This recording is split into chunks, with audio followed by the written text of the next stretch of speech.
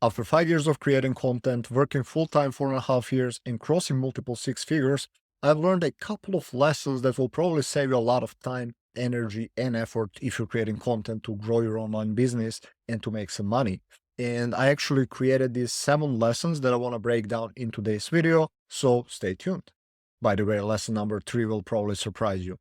Now let's go to the screen and see these lessons, all right? Lesson number 1, platform selection. A lot of beginners, even advanced people, spread themselves too thin when they try to do it on multiple different platforms, okay? And this can work sometimes, but a lot of time, what I learned from my experience is that it's much better to put your effort into one platform, learning the ins and outs, growing that audience on that platform, learning the algorithm, and all this kind of stuff. Now, how do you choose the right platform for you? Basically, you go where your audience already consumes content, where your comfort and skill level are already there. What this means is that maybe you already spend a lot of time on this platform and you know how it works. And also, there are basically 3 types of content you can create, like video, like I'm doing right now, audio, think podcast, and written, which can be anything from some social media that are written, or like blogging, which I don't know if I would recommend these days. Also, I would say there is urgency for results. If you're really wanting to get those fast results, I would recommend going after more proactive platforms like Facebook, maybe Instagram, that you can see immediate feedback and get results in the first couple of weeks or months, in most cases. Also, make sure you enjoy the platform. If you hate a platform, it's really hard to succeed long term, right? And if you hate creating content on that platform. I think out of all of this, probably the most part is that make sure your audience is on that platform where you're gonna create content. Nowadays, people are usually on most platforms, but still, you wanna be careful of that. Now, lesson number 2. There are 2 ways, broadly speaking, to monetize your content. And the way you wanna monetize it will largely determine what kind of content you create, where you create it, and all this kind of stuff. The first way of monetizing content is high volume viral content. Think of big influencers who have millions, hundreds of thousands, sometimes tens of millions, or if you're Mr. Beast, hundreds of millions of subscribers, followers, etc.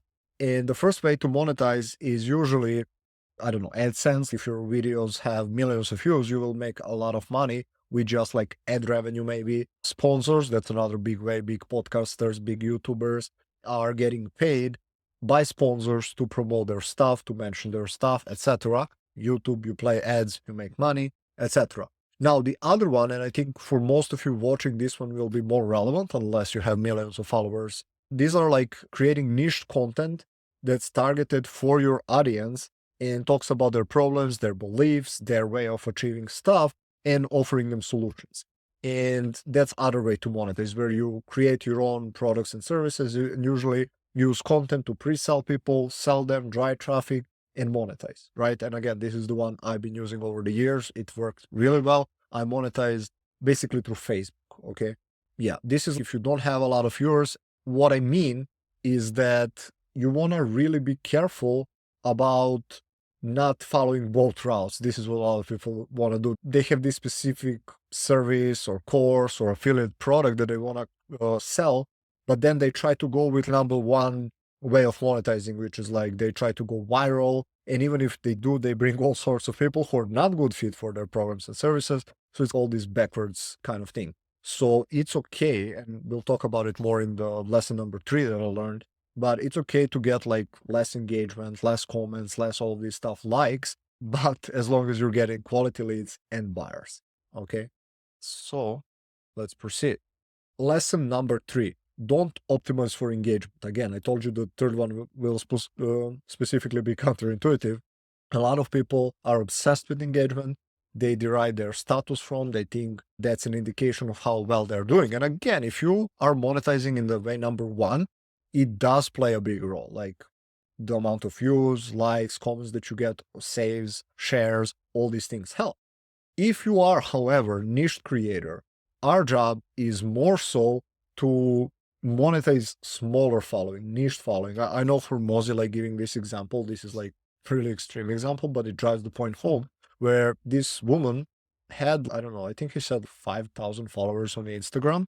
She got like 20 views on her stuff, like 2 likes, whatever. If you would look at that profile, you would say, yeah, whatever, like not successful.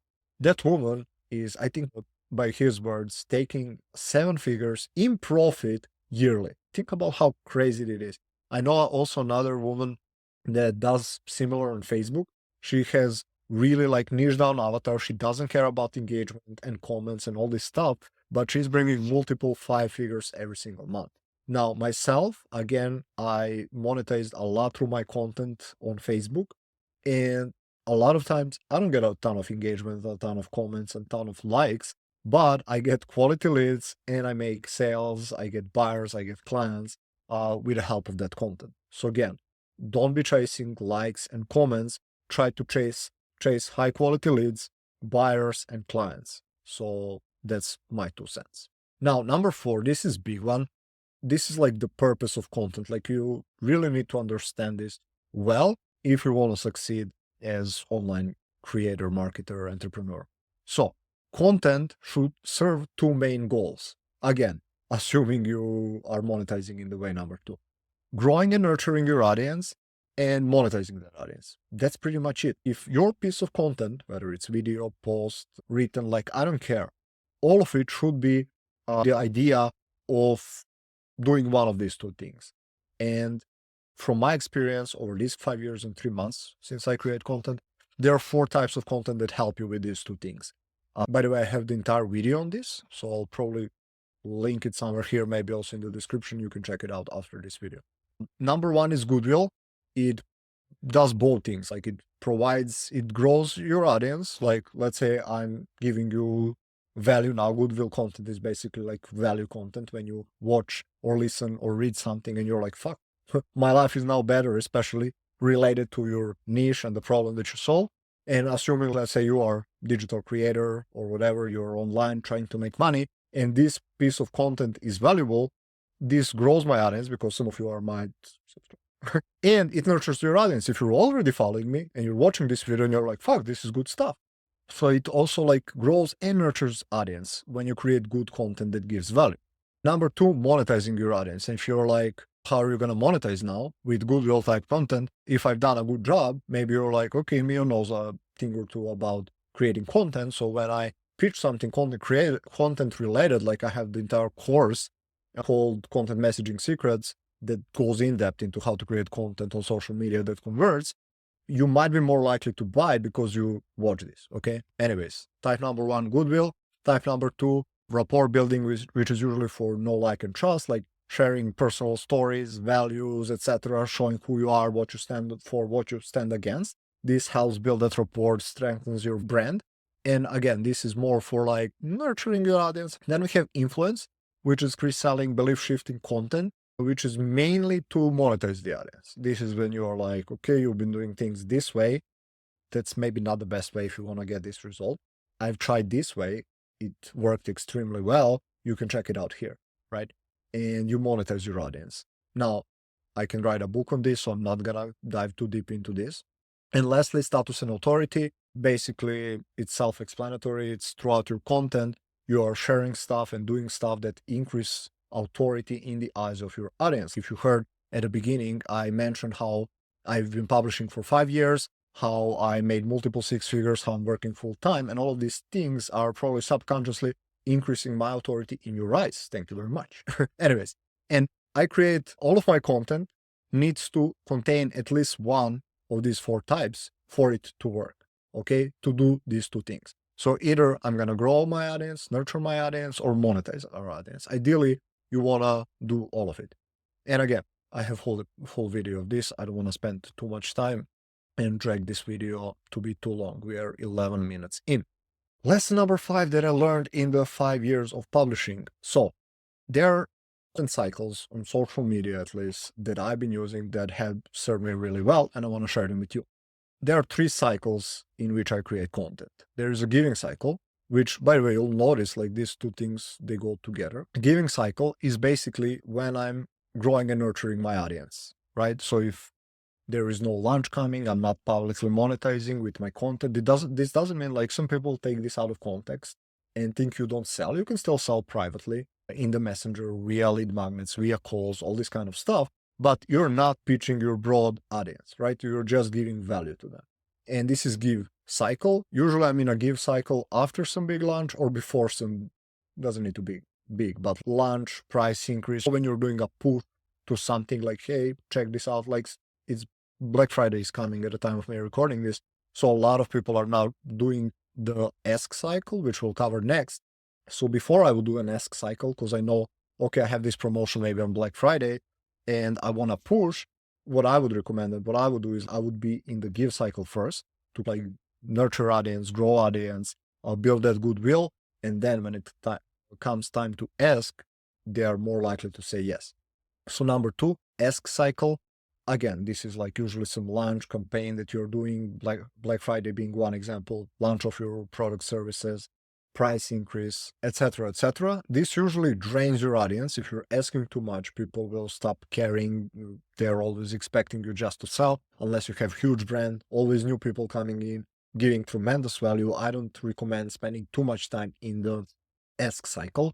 I like to do that like you can do them once a month, once 2-3 months, depending on how intense or big launch is. I happened many times where I would push a lot for a big launch, let's say a price increase or whatever, and then the month after that would be horrible in sales, and I learned not to push the month after because I landed $20,000-$30,000 in a month, and now all of the people who were ready to buy, I took them, and there is no more demand. So unless you have this huge following, it's usually wise to replenish with the give cycle. So ask cycle, do them strategically and do them over the course of 1-2 weeks, sometimes 3, but usually don't want to ask for the entire month. And then there is an evergreen cycle. If you're like, there is no launch, but I still want to monetize, then you can be in the evergreen cycle, which is simply a mix of giving and asking, right? So you're like, whatever, maybe for 3 days, I'm like teaching some concepts, whatever. And then boom, I have, hey, by the way, check this out if you want, whatever. It's mixed out. But I view this in a course of, let's say, a week. It's not like the same day. Oh, I gave with this 3/4 of the post, and then the last quarter is just asking. Then it's like just an ask. So yeah, this is lesson number 5. So how do you know which cycle you are in? You look, what's your business goal right now, right? If I'm gonna, whatever, let's say I have this big new thing coming for the new year, and now it's whatever, 17th of November. Maybe I wanna do some giving, be in a give cycle, a lot of goodwill content, rapport building content to prepare my audience. Then I would come into pre-launch and launch cycle, right? Not cycle, ask cycle, but pre-launch content and launch content. Now, lesson number 6, start with the end in mind. So try to always know the goal of each of your content pieces. Is it, again, to nurture your audience, pre-sell your audience, convert your audience, etc.? A lot of people are just dropping random posts, right? I always have end goal in mind, right? I'm not just dropping some random content. My content is intentional. Again, all of my content does one of these 2 things, and it does them by creating these 4 content types. I know the cycle I'm in. I know what I want to achieve with my content piece and what I want people to take away out of it. That's really important. Again, I see, I can open my Facebook, scroll a bit, and show you how many nonsense people are releasing just to post content. We don't post content to post content. If you want to build an online business with the help of the content, you shouldn't do that.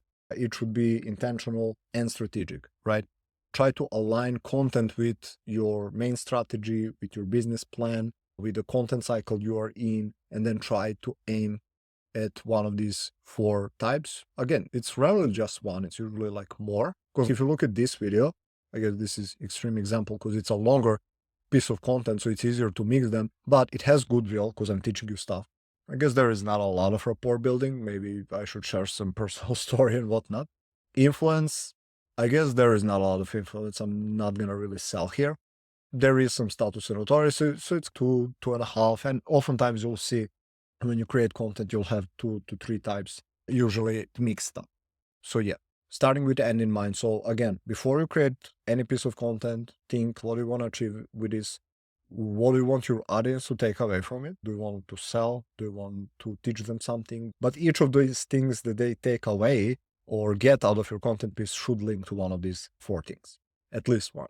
And finally, lesson number 7, consistency, frequency, and iteration. I know it's a cliche, but it needs to be said because you can do all of these things, but if you don't have number 7, it's not going to matter. That's how important the lesson number 7 is. So, consistency. Obviously, you need to stick to your content. I want to be a bit dramatic, but what the hell happened? Oh, there we go. I want to be a bit dramatic with like bigger screen as I talk about this because it's really important. Actually, I'll go full screen here. Consistency. You need to be consistent. You've heard it a million times. You probably know it. I still need to mention it because if you're like create one piece of content and you're gone for a month, there are people who never start. They are campaigners, as I like to call them. They come, they push or publish for a couple of weeks, months, then they're gone, then they come back. Then there are like extreme campaigners. They're always coming back. Like they start, something happens in their business or life. They're gone for 5 months. Then they announce the comeback. They maybe drop a post or two or whatever. Then they're gone, etc. So all of it, no, like you need to be consistent over long enough period of time. And I'm talking years. Like this is not a 1 month thing. Like you want to commit to a lifestyle, right? That's the best way to put it. One of the best ways to do this is to attach your identity to it. The things I stick through the most in my life is if they became part of my identity. First, I went to the gym.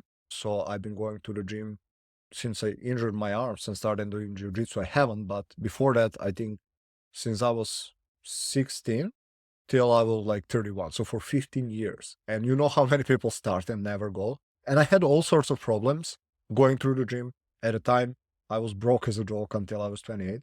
So oftentimes what would happen is like I would train for a couple of months, then I wouldn't have, I don't know, $10 or $5 or $7 or $20 for a gym membership. And I wouldn't train for a couple of months until I had money again. Other times I was getting injured a ton.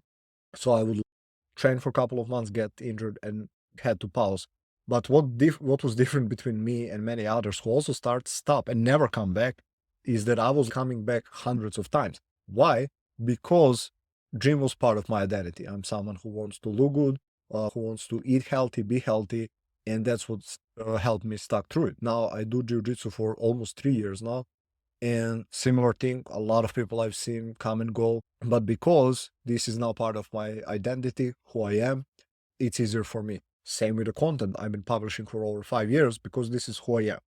I just do that. I don't think if I should post content, that's part of who I am. So yeah, you need to be consistent, and one of the best ways is to develop identity about being the content creator.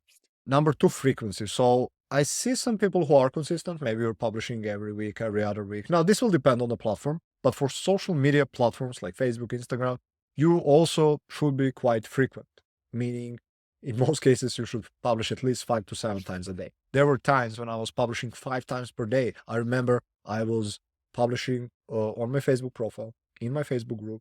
I was sending an email. I was publishing in 2 other Facebook groups and on Instagram, right? Now, this was too much. I don't say you need to do that, but just an example. And I was sticking through it for a decent amount of time. So you should also be quite frequent when you're creating content every day or almost every day on social media. If you're creating like YouTube videos like I am, then come up with a frequency that works 2 times a week and stick to it. And number 3, iteration. This is the last point that I want to make here today, is that it's not just about showing up and creating content. It is like you win the battle for the most part, but that's not end all be all. And the reason is that if you're not getting better as you create content, you will see that there are no results. I want to share a short story with you. One of my multiple 6-figure online friends, I should call him, he was seeing this guy who heard this, I think, from Russell Brunson. If you publish every day for a year or go live, something like that, you will not have to worry about the money. And this guy was going live on Facebook every single day. So he was consistent. He was frequent. Every single day he would do live on Facebook. And I don't know if he made, I think he didn't make any money in a year. 365 days in a row going live on Facebook, publishing content, and nothing happened. And if you're like, Mirjak, why am I then consistent and frequent? He missed this third piece. I told you all of this lesson number 7 is like super important. Iteration. So it's not just about creating content. Like always, you need to create good content that's going to resonate with your audience, and you need to improve. So what I recommend you doing is, and what I like to do is take a look at your content today, in the last 7 days, in the last month, and just see which pieces of content perform good. Where did you get more engagement? Where did you get more leads? Where did you get sales if you got sales? And also look at the pieces of content that didn't. Which of them flopped? Which one got 0 views, 0 engagement, 0 leads, etc. And then just do more of what works and do less of what doesn't. And you repeat. And over time, you cannot get better. If you look at the best, like the highest achievers that you can think of, the athletes, the chess folks, the whatever, one thing they have in common, one of the things is that they, let's say they whatever, run or play a chess match. If you follow, I follow a lot of streamers on chess. Every time they play a game, they, after the game, they reflect, they see what worked, what didn't, what could have they done better. If you just do that and do it consistently and frequently, you will most likely win. Lesson number 7, maybe the most important one, like super, super important. But if you join this content, don't forget to subscribe. So really fast recap of the lessons. Start by focusing on one platform. Pick a platform, stick to it. Number 2, understand how you're monetizing. Are you gonna build huge following of millions and millions of people, go viral and monetize with ads and sponsors?